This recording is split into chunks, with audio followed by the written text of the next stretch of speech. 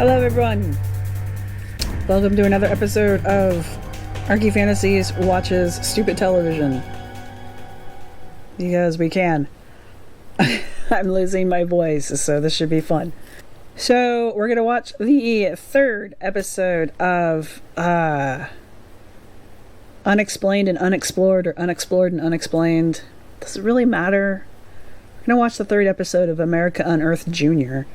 And just to kind of drive home the point that this is indeed Unearthed Explained Jr., this episode is Templars in America, which, again, I've already watched this one once. And I know a lot of the stuff that they do in this episode is exactly what Scott Wolter has done, I think, in 2 different episodes of America Unearthed in the past. One of which being the most recent season, which was season 4. So, like, this is... I don't want to call it a ripoff, but it kind of is.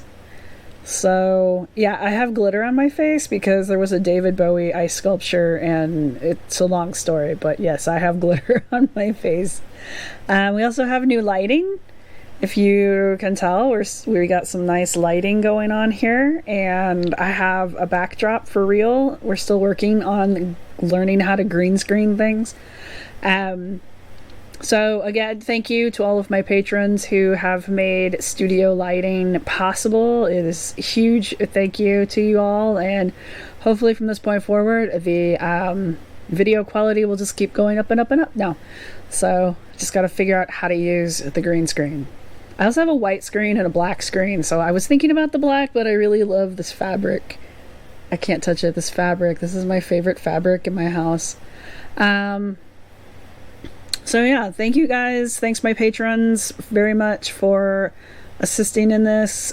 We couldn't do it without you. And if you are interested in becoming a patron, head on over to Patreon and look for ArchyFantasies. There should be a link in the notes stuff thing crap below. And if you don't want to become a monthly patron, you can always head over to Ko-fi, because our Ko-fi people are amazing as well and have assisted in several purchases in the past, up to and including mics for myself and my co-hosts. So that's always fun. Yeah, so, you know, e-bagging aside, let's get into this wonderful masterpiece. Ow. Really? Alright. Found a way to speed it up. I don't know how fast this is yet, so. Anyway, as I was saying, they always have the backgrounds, this table background staged for whatever it is they're looking at. So obviously they've got some pictures and fake maps and pencils, and it's so ridiculous. Anyway. Just wanted to gripe about it. Play. May hold clues to a secret mission from Europe to America by the legendary Knights Templar. Is it possible one of the world's most mysterious armies fled Europe to the New World to establish a secret settlement? A 600-year-old nautical map may hold clues to a secret technology. Damn it, that looks man-made. Unearthed ancient artifacts. The world's most mysterious armies fled Europe to the New World to establish a secret settlement 100 years before Columbus. Is this a kingdom? Is this a citadel? Is this a city? What is this? Following clues and coded maps carved into stone. It could be directing us somewhere. We'll deploy drone mapping technology. Damn it, that looks man-made. Unearthed ancient artifacts. Take a look at this. It looks like a ship hook. And discover rare pre-colonial maps. There's a castle. Clearly a permanent settlement. As we trace the path. I remember when they went and did the metal detecting. Oh, God. Yeah, that was a good part of the show. We'll slow it down a little bit when they get there, because it's just absolutely ridiculous. Of the mighty Templars to a lost Templar fortress, and possibly their most holy relics. Holy, look at this. Our world is full of mysteries that... I can already tell you this episode is complete and utter bullshit, because that was the Newport Tower, which has been excavated twice by professional archaeologists, and both times it has been attributed to the time period around the early founding of the city, the town that's there. There's no evidence of anything not being colonial and post-contact. It's ridiculous. But that's something Wolter likes to beat on too. So basically they just spend this entire episode kind of repeating what Scott Wolter's said. I think they even go into the Hooked X a little. So I know that they're just completely ripping off Scott Wolter's stuff. And of course, since it's one of those pseudo-archaeology shows, they don't cite anybody. So, yeah, anyway, onward we go. The Knights Templar, one of history's most mysterious armies, were an underground fighting force, more secretive than the Illuminati. 1119, group of knights. So, okay, we're already establishing that the Illuminati is obviously a thing for these guys. Come together and swear to protect Christian pilgrims going to the Holy Land. And by taxing these pilgrims, they build this vast financial network. By the 1200s, they've controlled land from England all the way to Jerusalem and have amassed a fortune valued at over $100 billion. According to historical records, during the First Crusade's capture of Jerusalem in 1099, the all-powerful knights took control of the Temple Mount, which was a holy site that many believed was the place where the Ark of the Covenant and the Holy Grail were housed. Could the Templars have secretly seized control of these sacred relics and kept them hidden away from their enemies? By 1312, the Templars became so powerful that the Pope ordered them to be hunted down and destroyed. As the story goes, the Templars are rounded up, tortured, and burned alive. Thousands of once all-powerful knights vanish overnight. And yeah, so here's my major issue, just kind of like storyline, video, biography thing. It's just a bitch about the show that doesn't have anything to do with the archaeology or the history or anything. It's the fact that they have both of them being the lead storyteller. You know, they have the one guy starting off telling us half-truths about the Templars, and we have the other dude jumping in and telling more half-truths about the Templars. And I say half-truths because everything they just said is not accurate, like 100%. Anyway, but it is accurate if you're one of the Templar conspiracy theorist people. So it's the story as it gets passed down. It's not the historical record. Anyway, when you do this kind of a thing and you have two people and they're talking heads, you usually have one person playing the informant and the other person playing the everyman. So you have one person telling the story, and then the everyman character is there to ask questions because they're supposed to represent the audience, and we are the ones asking questions through them. When you have both of them telling the story, you don't have anyone for the audience to relate to, and so you don't have a way for the audience to connect with the show itself. We're always observers. We're never participants, if that makes sense. And so when you're doing something like this, if you're thinking about creating a video, and you have your two talking heads, that's why there's always one person who seems to be the know-it-all, and then there's the other person who's the one always asking questions, because the one who's always asking questions represents your audience, be them your readers or your viewers. Anyway, so it just annoyed me, story-wise. Felt like I needed to share that. with them, their hidden treasures and immense wealth vanished, gone. But new evidence recently discovered in ancient navigational charts suggests that they may have survived and rebuilt the Templar Order somewhere in the New World. This is the Xenomap. Some believe it... The Xenomap is complete bullshit. I'm eating grapes, too. I'll see if I can't link Jason Colavito's very good takedown of the Xenomap. It's absolute crap. And I think even in this show, they mention somewhere in here that the Xenomap is a conglomerate of other maps. But, like, the Xenomap, if I'm recalling it perfectly, is the map that one of the Xeno brothers claimed that he had seen, and it had been destroyed, and so he redrew it from memory some decades later after the map, because he saw the map when he was a boy and he redrew it when he was an adult. So yeah, anyway, documents a top secret mission to keep the Sacred Order alive. Led by a Templar named Henry Sinclair, it is said that roughly 100 Templars traveled from the north of Scotland to America in 1398, nearly a century before Columbus set foot on the continent.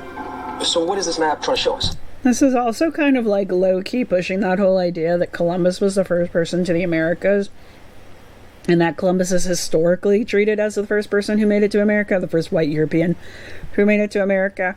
And it's that hasn't been part of academia's beliefs about the history of the founding of the country since the 70s or something like that. Like, we've known about Los Meadows for, I think, since the 70s, maybe the late 70s. So it's like this continuing narrative that Columbus was first is just utter crap. Like, we know he wasn't first. We've known he wasn't first. We don't teach that he was first. Maybe high schools around America still do because they refuse to adapt to modern knowledge, but as far as academia is concerned, we know Columbus was not the first person and the first European to make it to the Americas. We also acknowledge that the Native Americans are the first people to make it to the Americas, which this show never frickin' does, but that's part of pseudo-archaeology shows. If you're watching a show and they don't acknowledge Native Americans as being the first people to the Americas, then you're probably watching a crap show. I get to be surly because I'm sick. Well, if this secret expedition was heading to the New World, then the final destination would be the westernmost point on the map, which, if you look over here, is Estotiland. What is Estotiland? Where is that supposed to be? And if we look at the route between Europe and Estotiland, you have these massive islands in the middle of the Atlantic Ocean we know don't exist. These are all... None of this exists. It's hard to take this particular episode serious because they're trying to use the Xenomap, and the Xenomap, as I said, is complete crap. So everything, all the conclusions they draw based off of the Xenomap are absolute crap. So literally, they're just taking a made-up map and they're making an entire episode based on a made-up map, and it's really hard to comment on that because we're not even starting with a flawed principle. We're starting with a debunked principle, and our source material is fantasy. It's absolute fantasy. It's like if someone took a map of Middle Earth and decided they were going to trace the movement of the lost tribes of Israel based on the Middle Earth map and are comparing it to real Earth. That's exactly kind of what we're doing here. We have this fantasy made up map. We're tracking a kind of sort of not real group of people across a span of space. I'm also sick. Have I mentioned that? I think I have. Anyway, it's complete crap. This whole thing's crap. Phantom Islands, meaning they don't correspond directly to any landmass on a modern map. What are these islands trying to represent? Finding out could be the key to discovering the Templar secret destination. All right, so if you compare these two maps, Scotia is Scotland, Clearly. Norvegia would be Norway, right? We've got Iceland, we've got Greenland, which takes us over here to that western point on the map. So if we take a look, with everything else in position, then Estotiland would be Nova Scotia. Well, that's actually really interesting because Nova Scotia in Latin means New Scotland. And as we know, Henry Sinclair's voyage left from Scotland. So is the Xenomap trying to tell us that Nova Scotia was the end destination of Henry Sinclair's secret expedition? And could this be the location of where the Templars resettled in America? Think about being in the medieval era when a wooden ship potentially carrying the Ark of the Covenant and the Holy Grail. That is an epic journey. Absolutely outrageous. It sounds like a myth. It also contradicts the history books. So the question is, if Henry Sinclair... Here's the other thing I don't understand. It's not even mentioned in the history book. How would it be contradictory? Contradictory would be saying that somebody said that, no, this didn't happen, and then we find evidence that says that, yes, it did. That's contradictory. Never being mentioned at all isn't contradictory because they're not saying that it did or it didn't happen. That would be like saying every piece of history that's never been mentioned in a history book is contradictory. That's not how you use the word. And anyway, it annoys me because even if we pretend for 5 minutes that this is a real thing, it changes absolutely nothing about the history of this country at all. We didn't used to think Vikings made it here until we found L'Anse Meadows. And after we discovered L'Anse Meadows, the only fucking thing it changed was instead of teaching Columbus first, we started teaching that the Vikings made it here first. And did the world end? No. Did the history line implode? No. Are most people still kind of ignorant of the fact that the Vikings got here first? Yeah. I mean, most people can't even tell you when Columbus made it here. That's how freaking important history in this country is. Anyway, I'm on a rant. The Knights Templar actually did make the journey from Scotland to Nova Scotia. Where's the proof?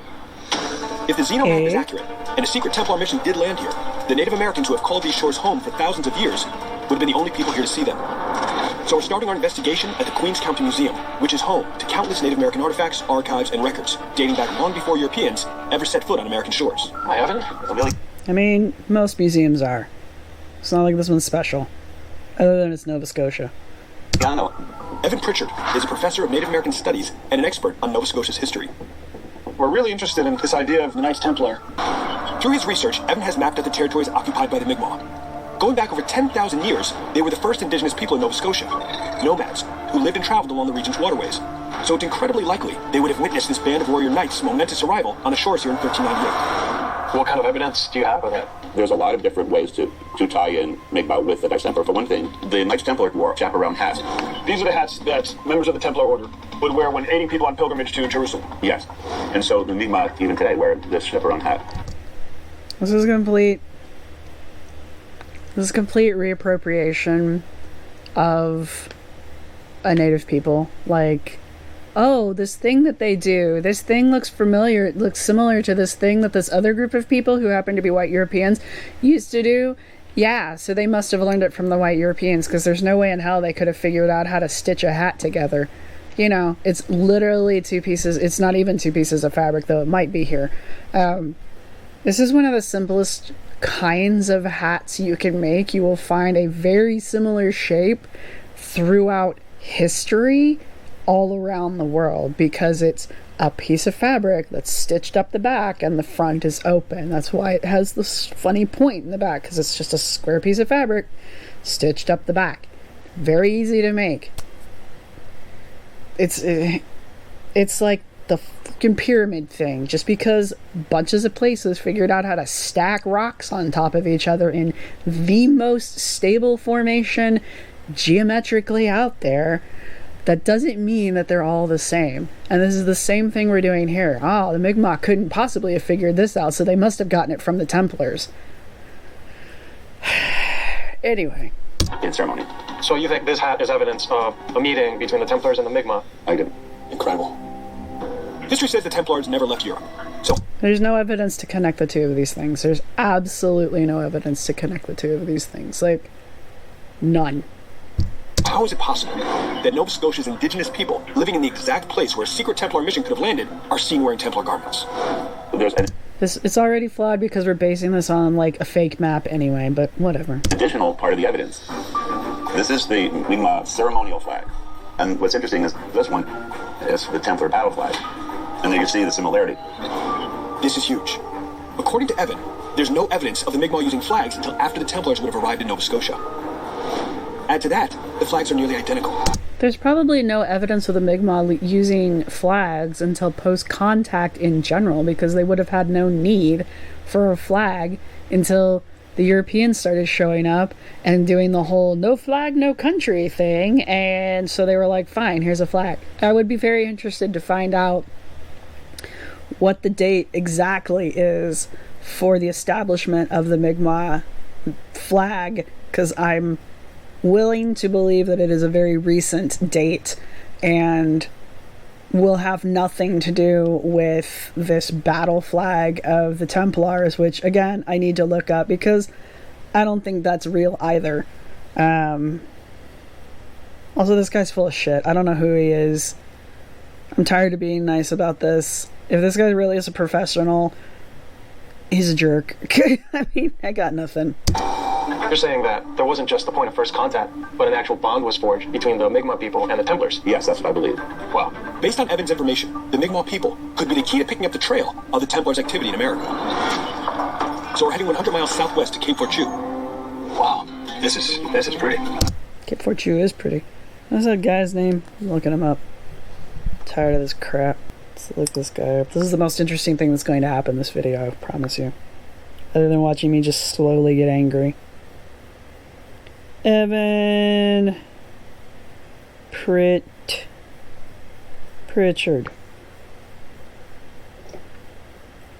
Evan T. Pritchard, anthropologist. He's descendant of the Mi'kmaq people.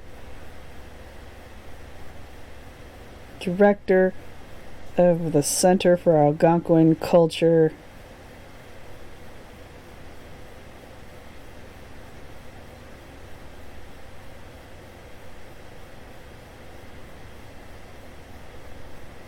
He's a spirituality teacher.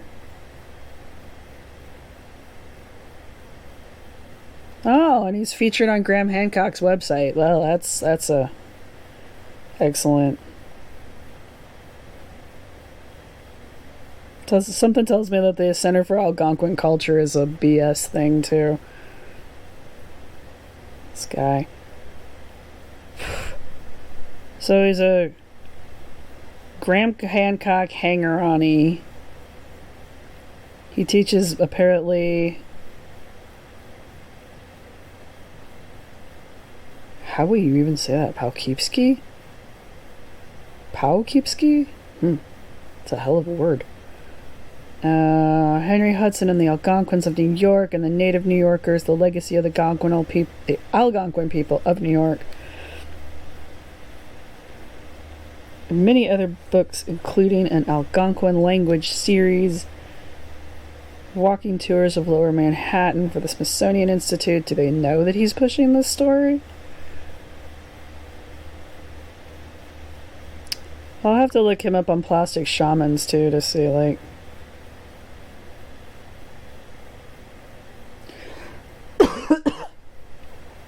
how the rest of the world actually views him. Maybe one of these days I'll go to Lower Manhattan and get a walking tour. See what that's like. No, I don't want to follow him. From the Temple Within, the 4th Book of Light. This is not a book for those without a firm belief in God. Well, it's good to know he's coming from this from a unbiased point of view. Anyway, Evan Pritchard is not exactly someone I would go to for, like, actual historical anything. Anyway, that's my personal opinion on the matter. The man is nothing but a giant red flag. Yeah, wait, go back. Here we go. Sorry. Activity in America. So we're heading 100 miles southwest to Cape Fortune. Wow, this is pretty. Where we managed to set up a meeting with Tim Sock. Hey, Tim. How you doing? He's a member of the Mi'kmaq tribe and has been researching the oral history of his people for over 30 years. Welcome to the unceded territory of the Mi'kmaq people. Thanks for having us. So, Tim, we're hoping to find out if the Mi'kmaq passed down any stories or legends about the Templars that can possibly help us track their movements here in America. Traditional oral history, over thousands of years, we've had stories of the Templar. They weren't known as the Templar to my people. They were known as white garb with a symbol on them. What was the symbol? It was like a cross symbol on them. Okay. So, it's funny how, like, the only mention of the Mi'kmaq coming in contact with the Knights Templar that you can find are people who go on these kind of shows. If you go to the Mi'kmaq's tribal website, there's no mention of it. If you go to Nova Scotia's Historical Center, there's no mention of it. If you go through the few published Mi'kmaq legends online, there's no mention of it. The only time it gets mentioned is by these people who really want there to be a connection between the Templars and early native peoples, and it just drives me crazy. Gold carvings. The first, a feather and moon, symbols used by the Mi'kmaq. The second, a Templar cross. to me, it shows that the Templar were here, and the Mi'kmaq were with them. It shows they're being guided by the Mi'kmaq people. It's like God's sign that this is a Sign we were here, we're launching out. So it's not a myth that Henry St. Clair came? No. It's fact. It's fact. As our people made their way across Nova Scotia, he probably stayed with them. Those two carvings look way too modern to, like, not like, oh, I can tell that the lines that are cut are super modern. I mean, like, the art style of it is just way too... This is way too modern. Like, that feather is way too fat. It could be a leaf. That doesn't look anything like the petroglyphs that you can find of Mi'kmaq petroglyphs, which we do have quite a few apparently stored. So yeah, that doesn't look anything like Mi'kmaq art of any kind. Yeah, there's even pictures of feathers here, and that doesn't look anything like the feathers they draw. Not only is that artwork way too modern looking, like in design, they're not even using Mi'kmaq crap. Now I'm going to start saying it wrong. They're not even using the design motifs that those native peoples would have used in the first place, which means it's probably very modern. Modern in, like, my lifetime modern, which is not that long. The Overton Stone suggests something else, too. That the Templars may have left behind map markers. I guess I could just look Coded at messages revealing their secret movements in America. If we can find more of them, we might be able to follow the directions, and for the first time, uncover a secret Templar fortress this band of powerful knights built to reestablish their order and protect their most precious holy relics. And again, the Overton Stone, a preliminary answers, investigations into the geology from Scott Wolter. So we're already beginning the Scott Wolter ripping off here. I wonder if he knows that they did this. Like, if he knows that they were basically just taking his research and running with it and not giving him any credit for it. Like, not that I care if Scott Wolter's feels I've been wounded or anything, but if you're gonna rip somebody off, anybody, you should at least give them some credit for it. Yeah, and Wolter ties this to the Holy Mother Goddess thing that his wife wrote a book about. And of course, anything that Wolter endorses as being real, I'm going to call BS on. So, again, just using my own keen eye, I'm going to call bull on the Overton Stone because it's just artistically wrong. And if it gets a stamp of approval from Scott Wolter, then yeah, it's just like that's the kiss of death in my mind. Yeah, the only place I can find any information about the Overton Stone is on Scott Wolter's site, which means it's a complete bunk thing that only the Fringe believes in, and there's no reason to think it's real whatsoever. So there's that. So far we've got a fake map and we've got fake Native American carvings. So what else you got? So check this out, this is interesting. The Westford Knight. So supposed Massachusetts grave of a pre-Columbus Knight Templar. And some claim the evidence of this grave is of one of their fallen. Why would the Templars create a grave site in Westford, Massachusetts, unless they made it stick around for a while? Hey, so this is Westford, buddy. Very quaint, isn't it? Yeah. We're meeting up with Dave Brody, a Knights Templar expert and historian, specializing in the earliest history of Europeans and Massachusetts. Brody. It just depends on what show he's on and what the topic of the show is as to what he's an expert in that day. He is an expert on every weird thing. He's been on Wolter's show. He's been on Ancient Aliens. Now he's on this show. I think he was in Megan Fox's show. He gets around. He was in Search for Lost Giants. The dude, I think. The dude is an expert on anything pseudo, and he believes all of it. So the dude will like literally attribute one thing to like 5 different conspiracy theories. Anyway, also this whole Westford Knight thing is also complete crap. It is also tied to this Henry Sinclair thing. Blah, blah, blah, blah, blah, blah. The knight is supposed to be James Gunn, Sir James Gunn, who makes fabulous movies. I've liked all of the Guardians of the Galaxy. Of Ken Gunn. And supposedly it's his grave. And yeah, with the exception of the quote-unquote sword handle, which is a punch carving, which means they were ticking, banging. I don't know how to explain it right now. But anyway, it's a way of creating dotted carvings.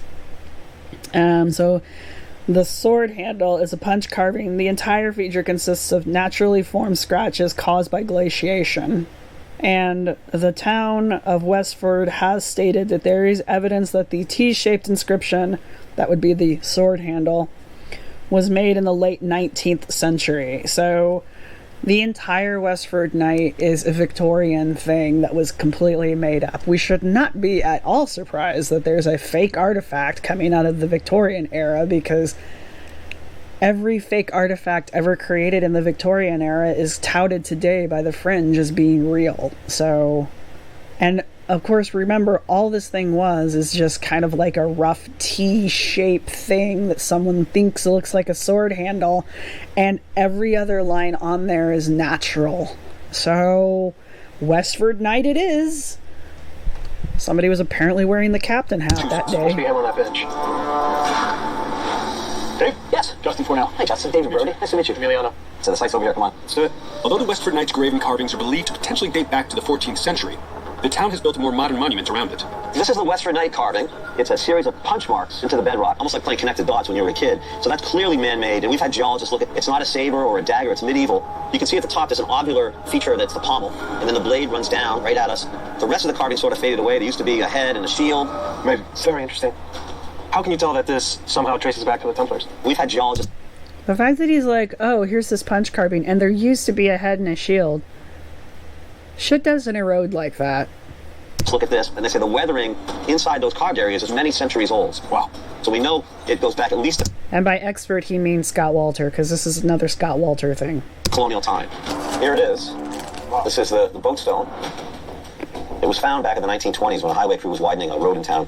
And this ship, you can see, it's not a modern ship, it's not a colonial ship, it's a medieval ship, 14th century ship, just like the Western Knight's a medieval sword. And we actually took this artifact and we sent it out to a geologist, and he was able to do comparative weathering analysis. He compared the carved rock compared to the uncarved rock. Exactly. And he says the weathering patterns on this are consistent with an artifact that's been outside for about 600 years. It's a medieval artifact. That's cool. Based on what we've learned from oral traditions, I'm almost positive he's talking about Wolter again, because only Wolter will state that he can actually date stone.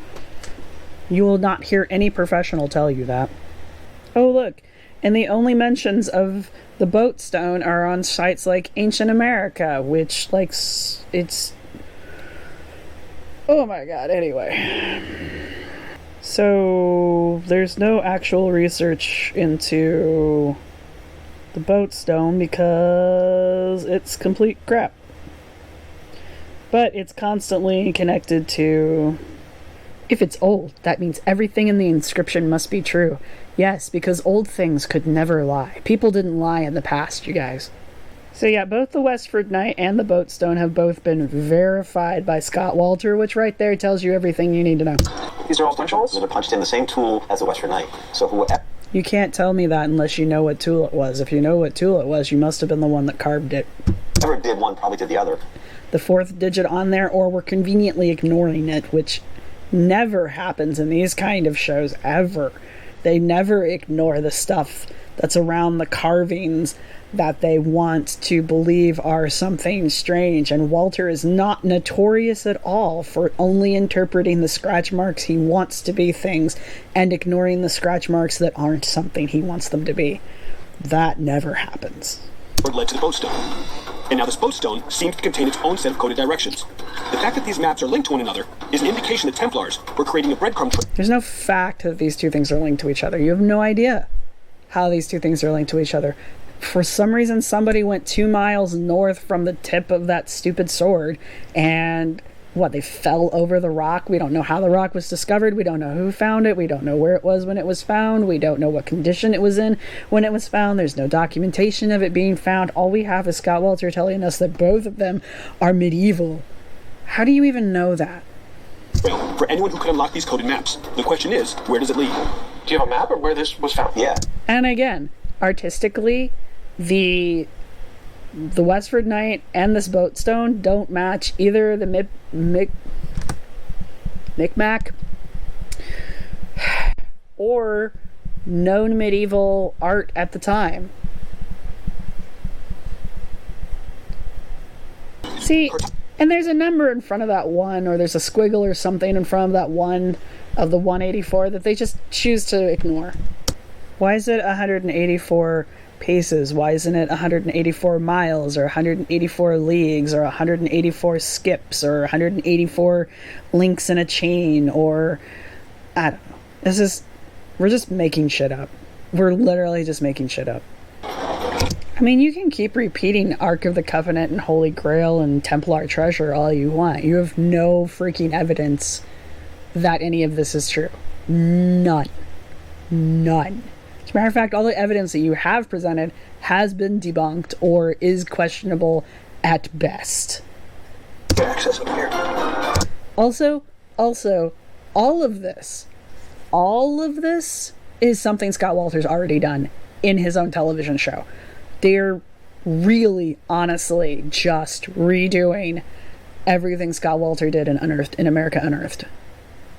And the fact that I know that is kind of distressing to me, but, like, it's even more aggravating to have to sit here and watch it a second time with two dudes who are just clearly clueless.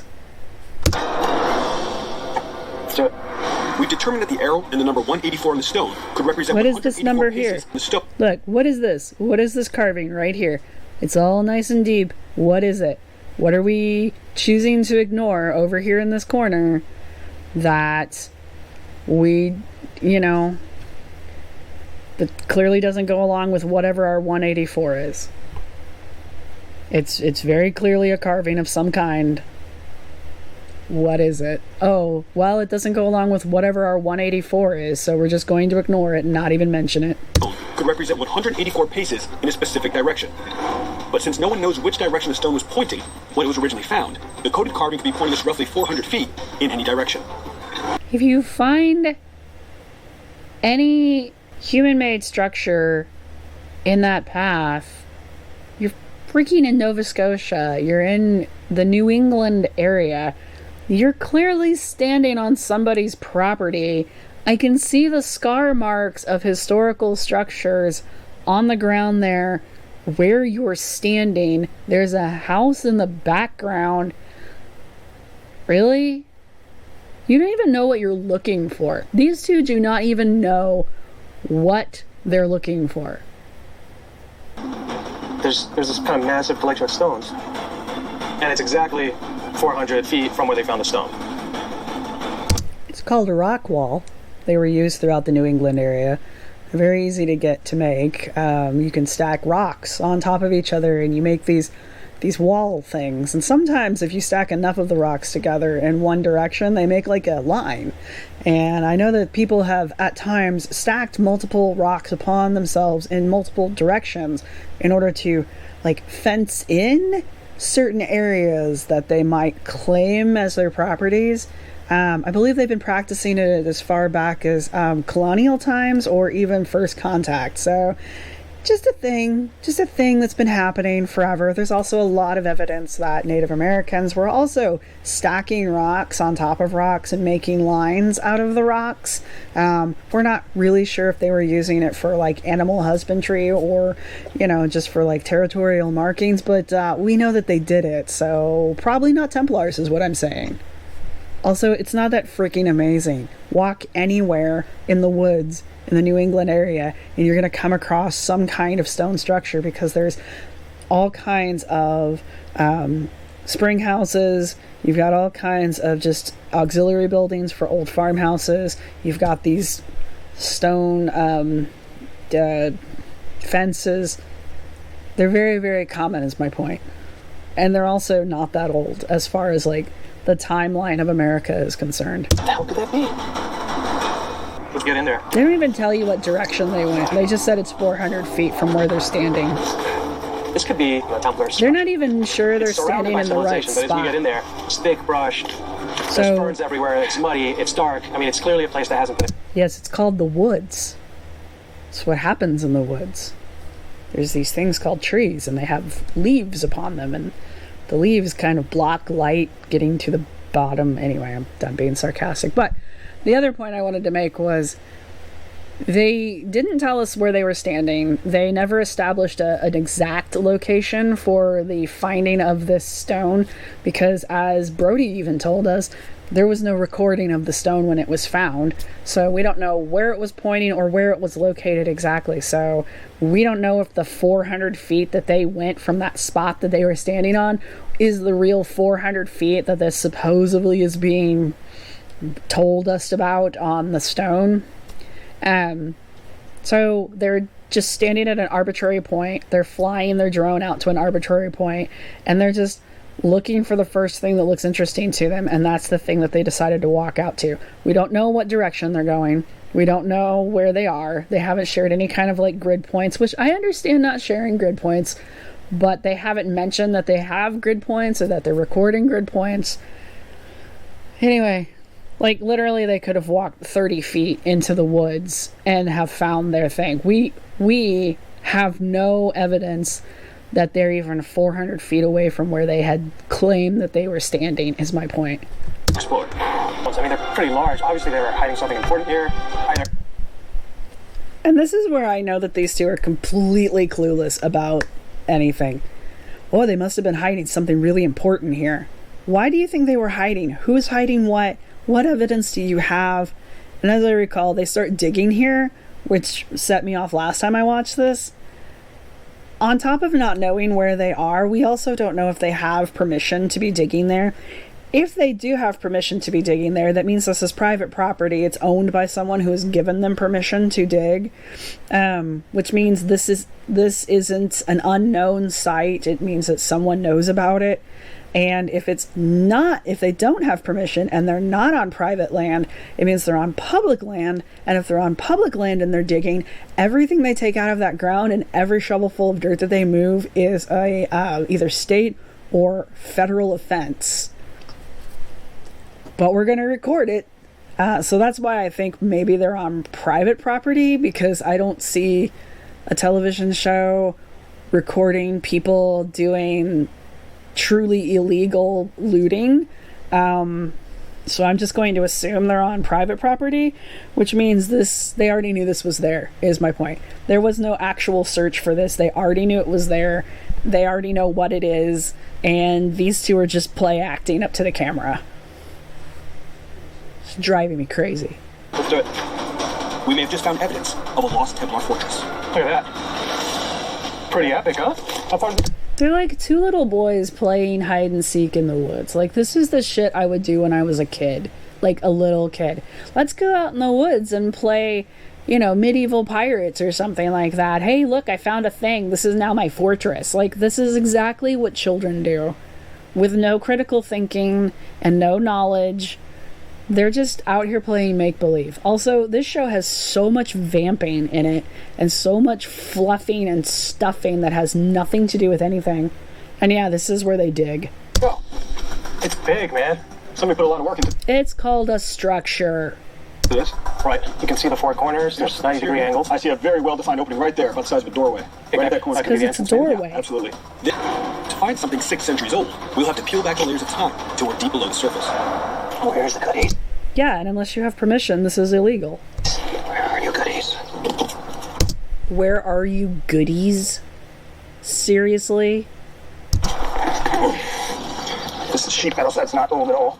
I want to get beneath all this crap and get to the good stuff, I want to get through all this crap and get to the good stuff. Because the only stuff that's good, in my opinion, is the stuff that I can attribute to the Templars.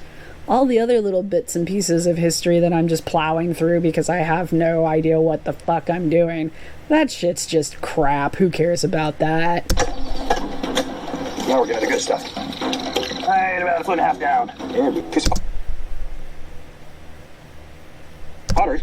There's a glaze on it, so... Yeah, it looks a little modern. The glaze looks modern. Perhaps it's part of an... Hey, we're finding modern pottery along with this ancient Templar metal. Because I don't know how stratigraphy works. ancient spine waiting to be filled. It could have also held down some kind of plank on an ancient vessel. It's a really exciting find. If the artifacts are as old as we think they could be, we might... They literally are like two little boys just digging in the woods. Like, everything... anyway. I found the first evidence of a potential Templar settlement.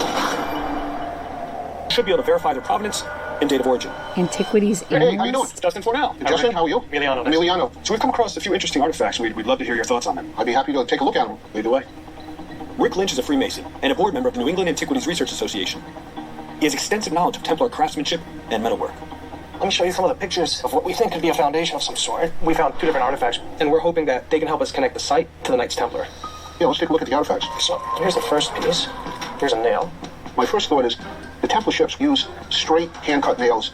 When you look at the head of the nail, this has been squared, and it's got a taper point. It looks like it's a machine-cut nail.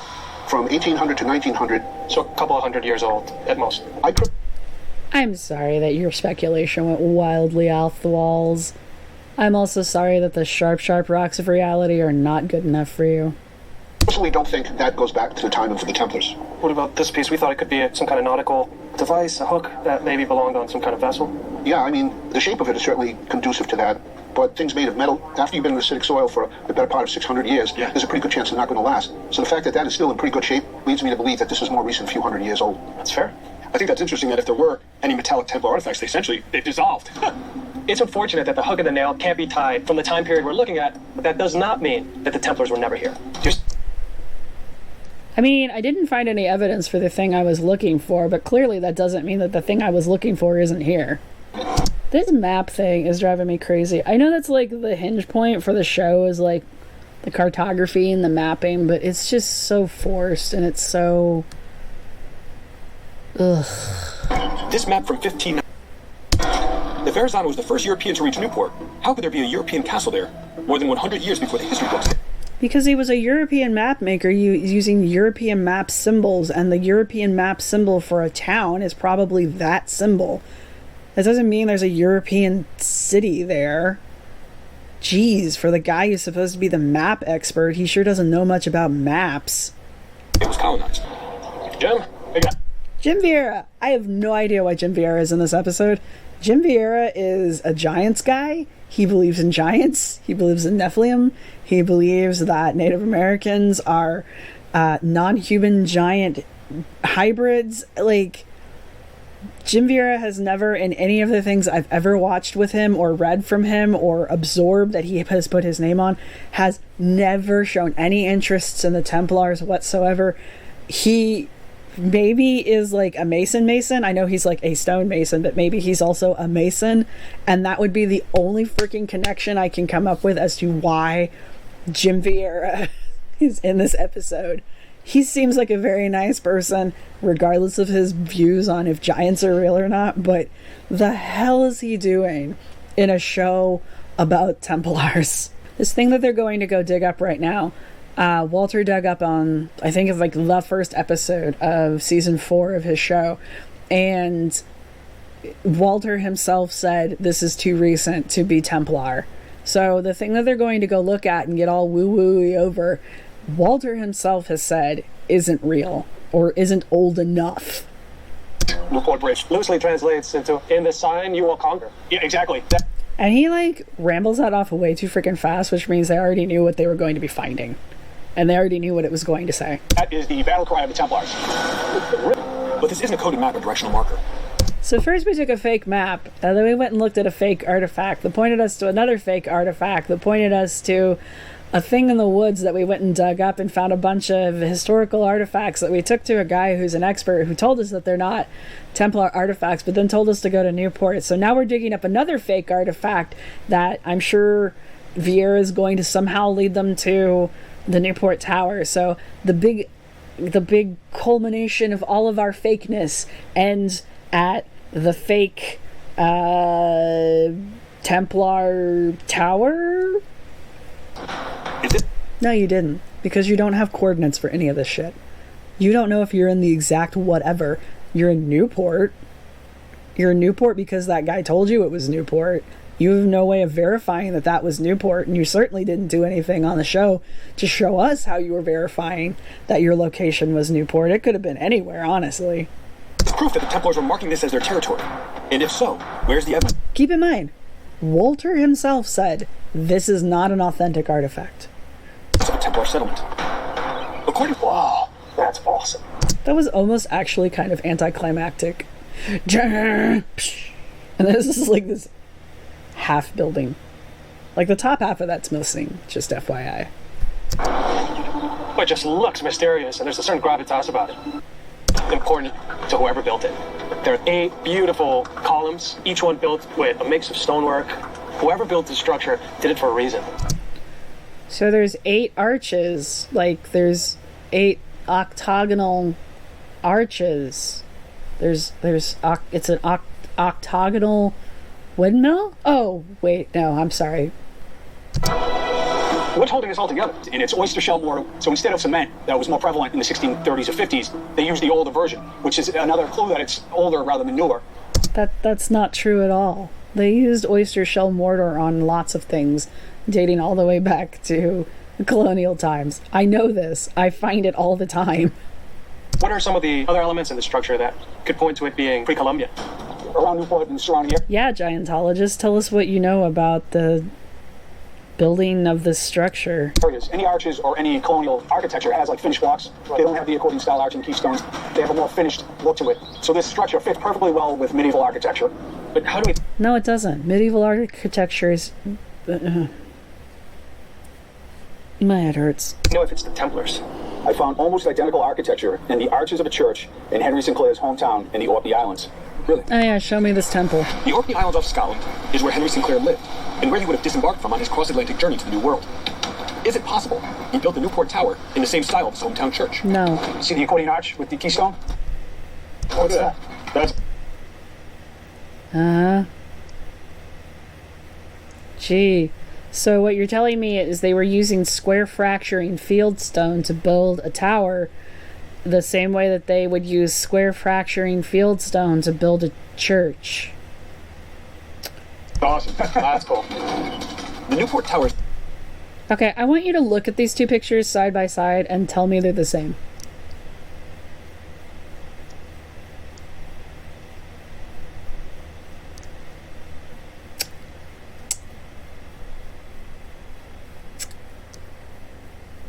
This is over yet. Map set us on a journey that shows that these books may need to be rewritten. I like how we always have to have a picture of these two climbing shit. Like, every freaking episode, somewhere in the episode, oh thank God it's over. Every freaking episode, we get to watch these two dudes climb something. Something. They drive cars and climb shit. I don't know what that has to do with anything, but we get to watch them do it every freaking episode. Anyway, I don't hate this episode, but again, it's fake map, fake artifact, questionable story that's probably fake, to a fake artifact that has been verified by the guy who authenticated all of the other fake artifacts as being fake. And then we go to the Newport Tower, which has been, again, excavated twice by two professional archaeological firms, both firms confirming that it is a colonial structure, windmill. The Newport Tower itself is mentioned in several historical documents as being a windmill. It is not mentioned at any point before those historical documents, so we know that it was built by the dude it was built by, which I believe his last name was Benedict. I think he was the mayor of the town at the time. There's no reason to associate the Newport Tower with anything other than the colonial period that it came from. But, you know, what do I know? I'm only an archaeologist. And also, literally, this is step by step by step the first episode of America Unearthed, Season 4, where Wolter goes looking for Templars in America again. And I'm pretty sure that almost everything that these two dudes said came out of one of Wolter's books.